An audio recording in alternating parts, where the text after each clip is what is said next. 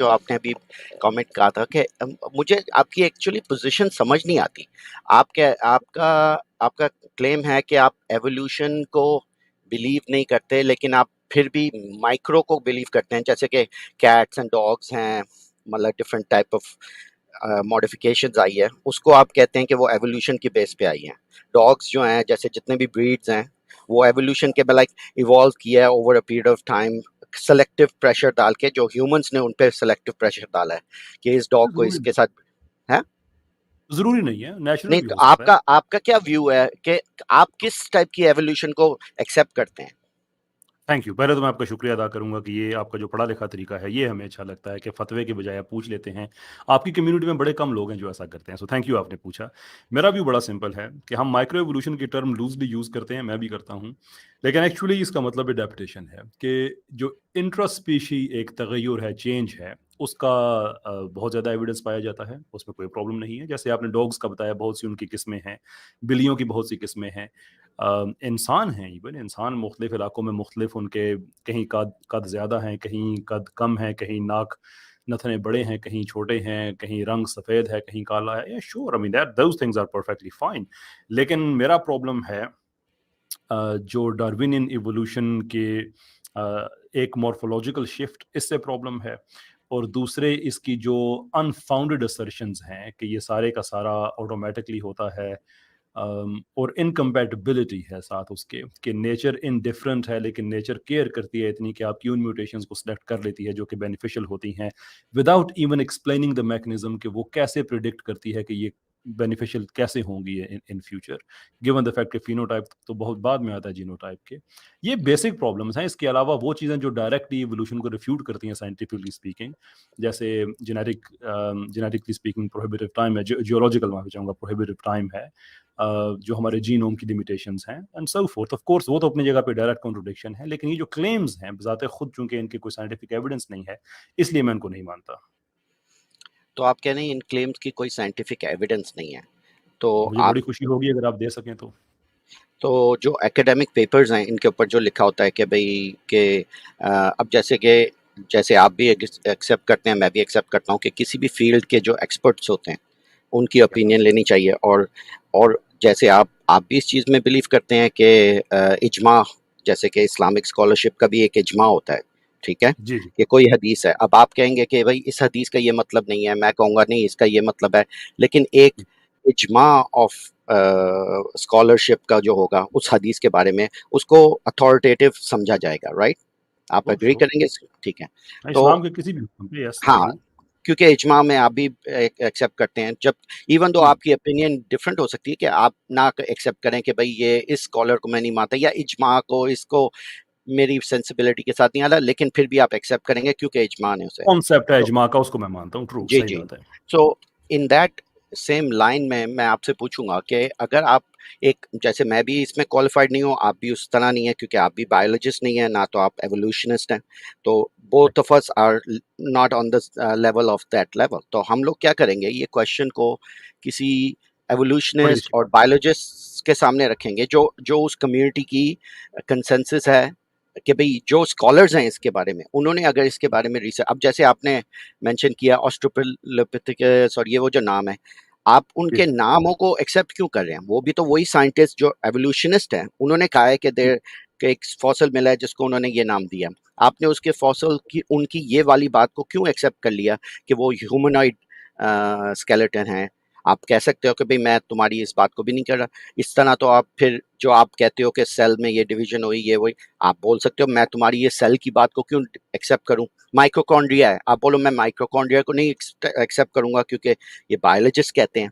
मुझे समझ जी नहीं आता कि, क्योंकि कई दफा आपकी पोजीशन बड़ी कॉन्ट्रडिक्टरी मुझे लगती है कि आप एक साइड से साइंस को लेते हैं, उनकी जो सर्टेन ओपिनियंस हैं कंसेंसस के बेस पे, उनको आप एक्सेप्ट कर लेते हो, फिर उसी वही कंसेंसस वाले जब आपको कहते हैं कि इस तरह जेनेटिक ड्रिफ्ट हुई है और इस तरह हुई है एंड वी हैव मटेरियल, जिसका उन्होंने रिसर्च पेपर्स लिखे हैं और पूरी फील्ड है, ये आपको पता है कि थाउजेंड्स ऑफ पेपर्स हैं इनके ऊपर, आप जी उसको जी। एक्सेप्ट नहीं करते। फिर उनके कंपटीशन में अगर एक अथॉरिटी या एक साइंटिस्ट कोई ऐसी बात कह देता है जो क्रिएशन मॉडल से थोड़ा एक्सेप्ट करती है, आप उसको कहते हो ओ देखो देखो उसने ये कहा है, जबकि उसके मुकाबले में 80 अदर पेपर्स हैं जो उसकी बात को रिफ्यूट कर रहे हैं, आप उनको डिसमिस कर देते हो। मुझे ये समझ नहीं आती ये किस तरह की मेथोडोलॉजी है, क्योंकि अगर आप कंसेंसस के साथ ही जाए ना कि भाई चलें, आपको भी नहीं पता मुझे नहीं पता, let's ask the expert in the field, और जो एक्सपर्ट्स की कंसेंसस है जैसे इजमा जिसे समझ लें, तो आपको उस इजमा को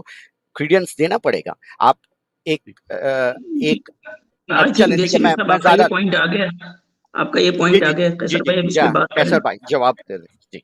हाँ जी, मैं आज इसीलिए मैं चुप था कि मैंने कहा आज मैं चुप ही रहता हूँ, वो गिला करते हैं मैं बीच में बोल पड़ता हूँ।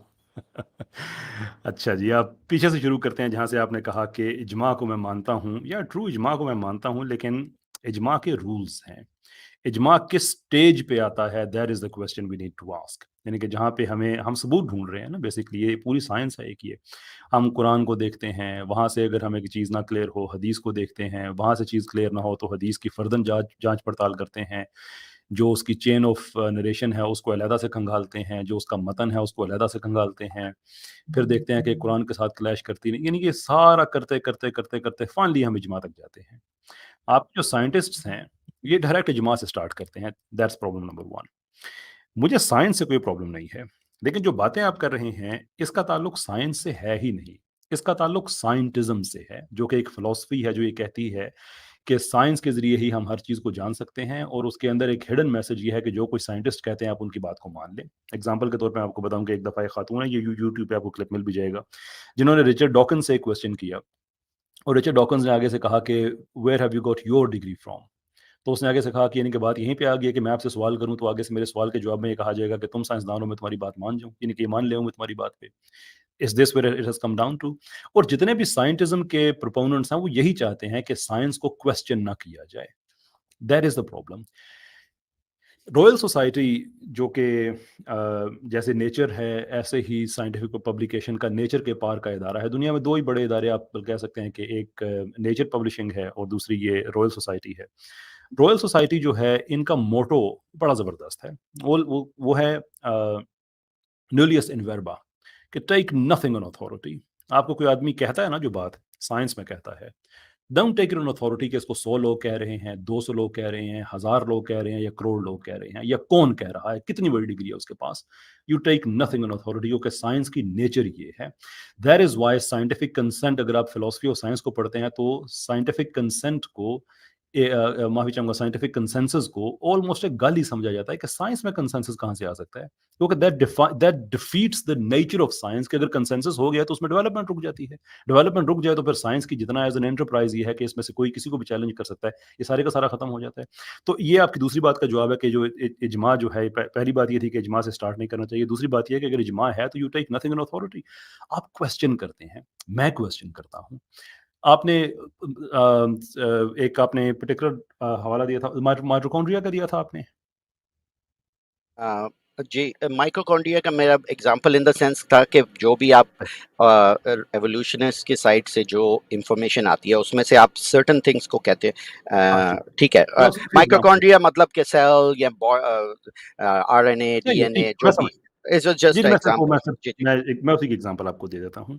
3-4 दिन पहले एक रिसर्च पेपर आया है जो कि हमें ये बताता है कि ये जितनी हमारी इंफॉर्मेशन थी ना, कि ये कुछ हमारी ऐसे कुछ कोड्स होते हैं न्यूक्लियर लेवल पे जो कि वी डोंट अंडरस्टैंड कि वो कहाँ से आते हैं। अच्छा, उस पे पहले एक रिसर्च की गई कि वो बेसिकली उसका ताल्लुक सिर्फ माइटोकॉन्ड्रिया के मदर साइड से लेते हैं, फादर साइड से नहीं होता। फिर अमेरिका में एक रिसर्च आई 2017 में कि नहीं, एक्चुअली फादर साइड से भी होता है, जिसको कैम्ब्रिज यूनिवर्सिटी के रिसर्चर्स ने दोबारा से इन्वेस्टिगेट किया और उन्हें पता चला कि नहीं, वो एक्चुअली होता नहीं है, फादर साइड की तरफ से नहीं होता, लेकिन मदर साइड की तरफ से होता है। इसके दौरान उन्होंने जो न्यूक्लियर लेवल पे हमारा जो डीएनए है, जो कंपोजिशन है, उसमें कुछ ऐसी सेटिंग्स देखी है कि जो माँ में भी नहीं होती, बाप में भी नहीं होती। It just appears, it just appears. इससे पता है गलत क्या साबित हुआ देसी न्यूज़ साहब? मैं अपने आप को म्यूट कर लेता हूँ क्योंकि मेरे साइड से आवाज ना आए, लेकिन ठीक हाँ, है। मैं इससे गलत ये साबित हुआ, सुन रहा हूँ आपकी बात। जी, इससे गलत ये साबित हुआ कि आज इस रिसर्च के आने तक हमें ये चीज़ साइंस बता के बताया जाता था कि आज से कुछ मल्टी 100 मिलियंस, प्रोबेबली बिलियन साल से भी ज़्यादा कोई एंशंट जानवर था जिसने कुछ बैक्टीरियम, पर्टिकुलर बैक्टीरियम को उसने एक्वायर किया, जिसकी वजह से फिर जब आगे इवोल्यूशन होती रही, एक स्पीशी से दूसरी बनती रही, तीसरी बनती रही, चौथी बनती रही, पांचवी बनती रही, हत्ता के इंसान भी जीनस होमो वजूद में आया, और आज हम जो इंसान खड़े हैं वही जो है वो लीनेजेस नीचे आती आती आती, और उसमें उसी की वजह से हमारे अंदर ये स्पॉन्टेनियस उसके वो होता है। ये यही वजह है कि वो माँ बाप किसी की तरफ हम उसको कहीं लिंक नहीं कर सकते। बट नाउ वी अंडरस्टैंड कि हर ऑन एवरेज हर 4000 बच्चों में से एक बच्चे के अंदर वो हो जाता है। हमें ये बात इससे ये पता चली कि ये जितनी उन्होंने बताई हुई थी बात कि वो कोई पुराना अरबों साल पुराना जानवर था जिसने एक बैक्टीरियम को अक्वायर किया किसी तरह से, और उसकी वजह से उसकी फिर वो एवोल्यूशन हुई, और वो फिर खुद ही सेल मेम्ब्रेन में चला गया, और उसने फिर बाकी जो न्यूक्लियर डीएनए उसके साथ कम्युनिकेशन करना शुरू कर दिया। दैट इज नॉट साइंस, ये कहानी है, इसका कभी भी कोई एविडेंस नहीं था, लेकिन सिर्फ ये थी कि कोई एक्सप्लेनेशन नहीं थी कि ये कॉम्पोजिशन क्यों पैदा होती है, देयरफॉर उस पर कहानी घड़ दी। मेरा प्रॉब्लम इस चीज से है कि हमें कहानियां ना सुनाएं, हमें चलो बताएं कि हमें इस चीज का नहीं पता, कह दे नहीं पता, बात खत्म हो जाती है। ठीक। हेगल्स एम्ब्रियो कितनी दफा आपसे बात हुई है, हेगल्स एम्ब्रियो कितनी दफा, फ्रॉड चलिए है सारा भाई। काफी सारी हमें पॉइंट आ गई, मैं एक एक नहीं, जरा पूरे एड्रेस पूरे नहीं कर गए दूं। ना, मेरी बड़ी बड़ी तवज्जो से देसी आप न्यूज़ हेगल साहब हेगल्स का मैं हम लोगों ने कर चुके हुए हैं। लेट्स गो विद मैं जो आपने पॉइंट्स किए थे उसको, क्योंकि बहुत ज्यादा एक वो पॉइंट्स बात हो और जाएंगे। एक मिनट मेरी अच्छा वो अच्छा, बात एक है। फैसल मिनट भाई रुक को मुकम्मल करने के बाद देसी भाई एक दफा हाँ जी, फैसल मैं भाई एक को एक चीज मुकम्मल मैं कर उसमें लेने थे, जरूर फिर कहना मुझे भी एक चाहूंगा। पॉइंट ऐड करना है, मैं ऐड कर दूंगा, जी फिर जी हम दूसरे सवाल की तरफ चलेंगे।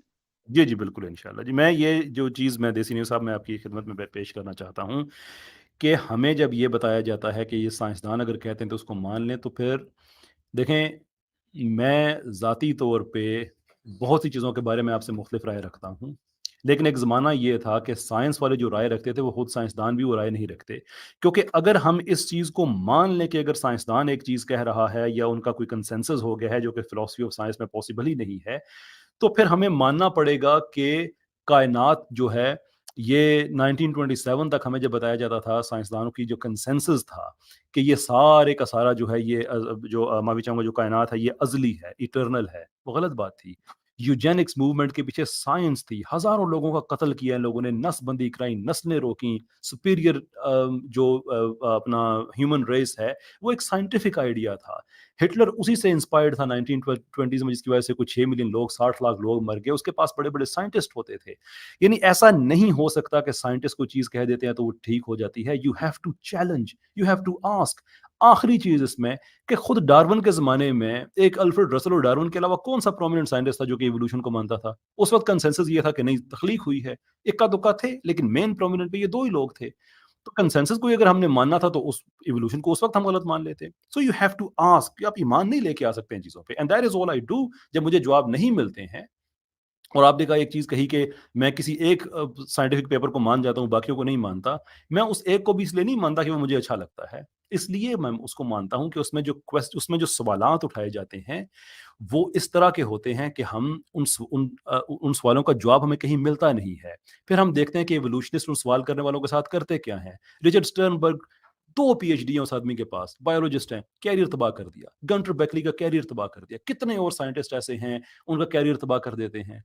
वो डेवन बोर्ड केस आपने सुना, इस कदर ही इन लोगों के मुंह को खून लगा हुआ है कि ये अपने स्कूलों में पढ़ाने नहीं देते कि जिंदगी की एवोल्यूशन के अलावा कोई और एक्सप्लेनेशन भी है। वो ये नहीं पढ़ाते कि एवोल्यूशन गलत है, वो ये कहते नहीं, सिर्फ एक लाइन कि there are other explanations as well, case करके उसका उनको शट अप कॉल दे दी कि नहीं आप ये नहीं कह सकते। तो ये पूरा माफिया है। It's none of this is sorry, बहुत ज़्यादा बातें मैंने इस पे कह दी। कई दफ़ा मैंने कहा कि आखिरी बात, मैं सिर्फ लिटरली आखिरी बात इस दफ़ा कह के फिर मैं ख़त्म करता हूँ। जेम्स टूअर बायोकेमिस्ट हैं। ये मैं उनकी ज़ुबानी आपको बात बता रहा हूँ। यूट्यूब पे आपको उनके इंटरव्यूज़ में मिल जाएगी बात, उनके और भी आर्टिकल्स वगैरह में मिल जाएगी कि वो कहते हैं कि मैंने बड़े ही साइंटिफिक सिम्पोजियम्स में, कॉन्फ्रेंसेस में, मैंने बड़े-बड़े बायोलॉजिस्ट से पूछा है कि भाई ये मुझे तो नहीं इवोल्यूशन की समझ आती, और मुझे ज़्यादा समझ आनी चाहिए, इसलिए कि मैं सिर्फ बायोलॉजिस्ट नहीं हूँ, मैं बायोकेमिस्ट हूँ। जहाँ से ये पहला सेल, उसकी कंपोजिशन, ये वो सारे मेरे मज़ामीन हैं। It came from chemistry, biology तो बाद में आती है। तो मुझे इसकी सारी समझ नहीं आती कि ये कैसे होता है, हेल्प मी अंडरस्टैंड। तो आगे से कहता है कि पब्लिक के लिए तो नहीं, लेकिन प्राइवेटली मुझे भी कह देते हैं कि एक्चुअली समझ हमें भी ऐसे नहीं आती है, but there is a lot of money in it and we do it. कोई एक्सप्लेनेशन तो हमने देनी है, खुदा को हमने बीच में से फारिग कर दिया, अब दुनिया को क्या कहें हम? We have to come up with something, and this is that something. तो साइंटिफिक आंसर हमें दे मानने में हमें क्या एतराज है? That is the only thing. ठीक है, ठीक है। अगर इसका रिस्पॉन्ड कर दूं तो नहीं नहीं आपके किसी साहब अब इसका क्वेश्चन रिस्पॉन्ड नहीं करना है।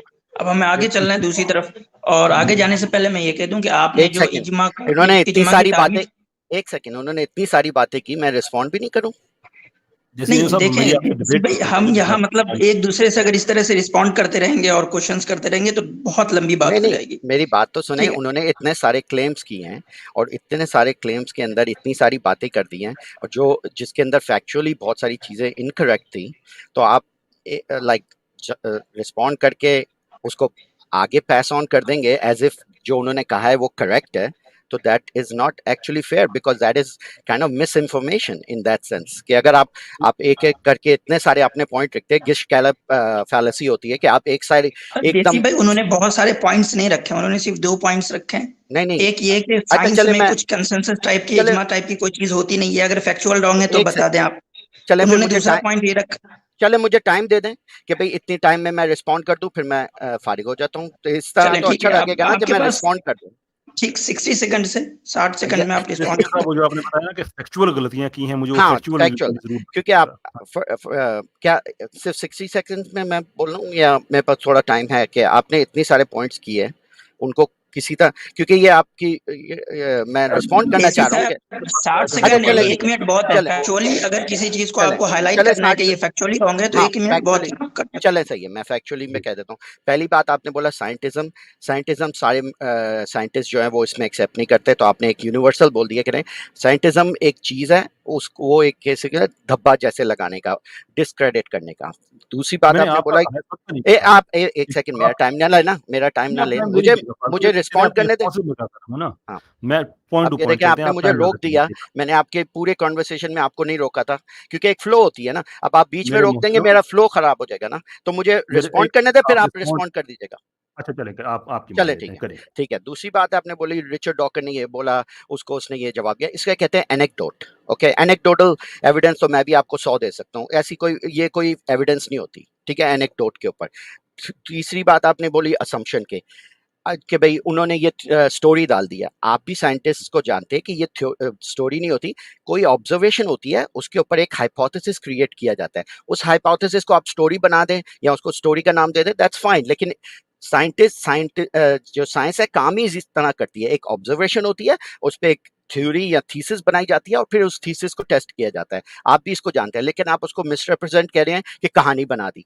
इस तरह तो मैं बोलूँ सूरज चांद दो टुकड़े हो गए, एक कहानी बना दी, आप भी नहीं एक्सेप्ट करोगे इसे। इसी तरह साइंस के अंदर जिस तरह जो चीज रिप्रेजेंट की जाती है, आपको उसी के टर्म में एक्सप्रेस करना चाहिए। तो ये ना बोलना है कि भाई कहानी बना दी और उसको नहीं, एक थ्योरी बनाई जाती है और उसके ऊपर टेस्टिंग की जाती है और उसके बारे में एविडेंस दी जाती है, फिर पीयर रिव्यूड होते हैं ये सारी चीजें, वो आप भी जानते हैं, मैं भी जानता हूँ। दूसरी बात जी, 1 आपने मिनट खत्म हो एक गया आपके, एक अभी देखें 1 तीन मिनट चार और आपके, पॉइंट बल्कि रखे हैं 1.5 मिनट हो उन्होंने। गए। उन्होंने कंसेंसस का बोला था, साइंस में कंसेंसस उस तरह नहीं एक्सेप्ट किया जाता, मोस्ट प्रोबेबल मॉडल क्रिएट किया जाता है। अब आपकी तरफ से आपने बोला था आपके पास कोई मॉडल नहीं है, बस अल्लाह ने कर दिया, दैट्स इट। साइंस की तरफ से मॉडल प्रेजेंट किया जाता है, अब आप उस मॉडल में जो इश्यूज निकालते हैं, आप कहते हैं देखिए इस साइंटिस्ट ने एक्सेप्ट नहीं किया, इसने इवन जो जो आप एग्जाम्पल देते हैं वो एवोल्यूशन को डिनाई नहीं करते, वो कहते हैं एवोल्यूशन में ये चीजों के इश्यूज हैं, लेकिन वो जितने जो जो साइंटिस्ट आप कहते हैं वो एवोल्यूशन अच्छा भाई, को कितना टाइम कंप्लीटली है? डिनाई नहीं करते, वो कहते हैं इस एवोल्यूशनिंग के आंसर में ये वाले इश्यूज हैं, उसके ऊपर काम किया जा रहा है, उसके ऊपर जी ये वाला देसी साहब आंसर है। 2 मिनट हो गए आपके, 2 मिनट हो गए, 1 मिनट चलें, कीजिए। आप देखें ये वाली बात है ना कि जब रिस्पॉन्स करने पे आते हैं तो आप रिस्पॉन्स, चलें ठीक है, मैं इसमें आपने सब ये बोला था क्यों 1 आपके मिनट। देसी रिस्पॉन्स पे साहब, आपके हैं? मेरी कोई आपसे डिबेट नहीं हो रही है मेरे मोहतरम, अच्छा जिसमें अच्छा, आपके चले पास भी ठीक है, टाइम है, मेरे पास भी चले टाइम ठीक है। है, आप नो क्वेश्चंस प्रॉब्लम, लेके आते नो हैं। प्रॉब्लम। ये जो बातें आपने कही हैं, जाते जाते इनका जवाब जरूर लेते जाइएगा। अब पहली आप बात ये है अब कि फिर मैंने, मुझे भी फिर रिस्पॉन्स करने का मौका दीजिएगा, जो आप जवाब नहीं देंगे सर, फिर। मैं आपको नहीं दे रहा। ठीक है, आप तशरीफ ले जाएं, फिर मैं सिर्फ इसलिए आपकी मौजूदगी में कहना चाहता हूँ कि आप जब बाद में इस पे करें तो आप ये ना कहें कि नहीं मेरे जाने के बाद उन्होंने कह दी और मैं वहाँ पे नहीं था। इस चले पे मैं आप अपना बैठता हूँ, जब रिव्यू आप जो बना अपना, चले दीजिएगा। मैं नहीं इस पर हाँ जी, रिस्पॉन्स दूंगा, आप अपना हाँ जी। जवाब दे दें, मैं बैठा हूँ, जब आप अपना रिस्पॉन्स दे देंगे तो फिर मैं इजाजत ले लूंगा आपसे। गो हेड, आप जवाब दे दें। नहीं, पहली बात आपने ये कही कि मैंने ये कहा कि साइंटिज्म पे मैंने सब पे वो छाप लगा दी है। नहीं, मैंने आपकी स्पेसिफिकली बात की थी कि आप साइंटिज्म वाली बात कर रहे हैं कि जो साइंस वाले कहते हैं उनकी बात को मान लेना चाहिए, जबकि मैं समझता हूँ कि नहीं, ये तरीकाकार ठीक नहीं है। फिलोसफी ऑफ साइंस में ये कोई चीज़ ये एग्जिस्ट ही नहीं करती है। दूसरी बात आपने ये कहा कि वो कहानी नहीं होती है, साइंटिफिक टर्म्स में उसको एक्सप्रेस करना चाहिए, वो चीज़ को एक हाइपोथेसिस होता है, उसको टेस्ट किया जाता है। एब्सोल्युटली, ये बात आपने बड़े काम की कही है। और मेरा ये डार्विनियन एवोल्यूशन से बहुत बड़ा प्रॉब्लम ये है कि इसकी असर्शंस वो हैं जो टेस्टेबल नहीं है। इसलिए कि what how do we differentiate science from non science, उसका एक पूरा तरीकाकार है जो कि क्लासिकल इब्न अल हैसम का जो मॉडल था इसका साइंटिफिक मेथड का, उसको लेके, क्योंकि उसको उन लोगों ने खत्म कर दिया था इंडक्शन में लेके आके, फिर दोबारा से रीइंस्टेट करने के बाद उसमें Karl Popper, philosopher of science हैं, उनके व्यू को ऐड किया गया जो पूरी दुनिया के साइंटिस्ट मानते हैं कि science is that which can be falsified, कि साइंस वो चीज होती है जिसको आप फॉल्सिफाई कर सकते हैं। वो जो हाइपोथेसिस होता है वो कम से कम इतना होना चाहिए कि वो टेस्टेबल हो। 1 बिलियन साल पहले एक जानवर था, उसने एक बैक्टीरियम को इनहेरिट किया, how is that even falsifiable? ये कैसे फॉल्सिफाई हो सकता है? इसलिए मैं कहता हूं कि ये कहानी है, ये साइंस नहीं है। नेचुरल सिलेक्शन, नेचर बिल्कुल इनडिफरेंट है, नो टेलर्स नो पर्पस, लेकिन इसके बावजूद ये सिलेक्ट कर लेती है। एविडेंस क्या है इसका? नहीं। क्या इसको हम टेस्ट कर सकते हैं? नहीं। मॉर्फोलॉजिकल शिफ्ट की हमारे पास कोई एक भी साइंटिफिक एविडेंस है कि कभी हुई हो? No, we don't have that. हमारे पास क्या है? कहानी है कि इस स्पीशीज से वो बन गई, उससे वो बनी। Evidence? No, we don't have any. हमारे पास सिर्फ इंफॉर्मेशन है जिसके ऊपर हम कहानियां घड़ते हैं। That is the problem. ये प्रॉब्लम है इसमें। फिर आपने एक चीज बीच में कह दी कि मैंने देखा ना, आप इतनी बातें कह देते हैं, बात करते करते जहन से निकल जाता है कि आपने और क्या क्या कहा था। आई बिलीव कि आपने ये बात कही थी कि अगर हम साइंसदानों की कुछ, बल्कि अपना, इससे पहले कि मैं आपको मिस कोट करूं, अपना आखिरी पॉइंट आप मुझे बता दें, मैं उसमें रिस्पॉन्ड ही कर देता हूँ। मुझे याद नहीं किस पॉइंट के ऊपर आप रिस्पॉन्ड करना चाह रहे हैं, लेकिन आपके आपने आंसर आ गया। मैं ऐसा कहा करूंगा, चलो। क्योंकि उन्होंने कहा था मुझे, मेरा बहुत लिमिटेड टाइम है और मैं आपको अभी जो आपने 3-4 बातें की वो भी उसमें मैं एग्री नहीं करता, उस पर काउंटर है मेरे पास, लेकिन अब वो मैं दे आपका नहीं राइट है। सकता। हाँ ठीक है, मैं नहीं जी। देता। थैंक यू वेरी मच, आपसे गुफ्तगू करने में बड़ा अच्छा लगा। थैंक यू आसिम साहब, मैं थैंक इजाज़त लेता हूँ आपसे। Thank you very much.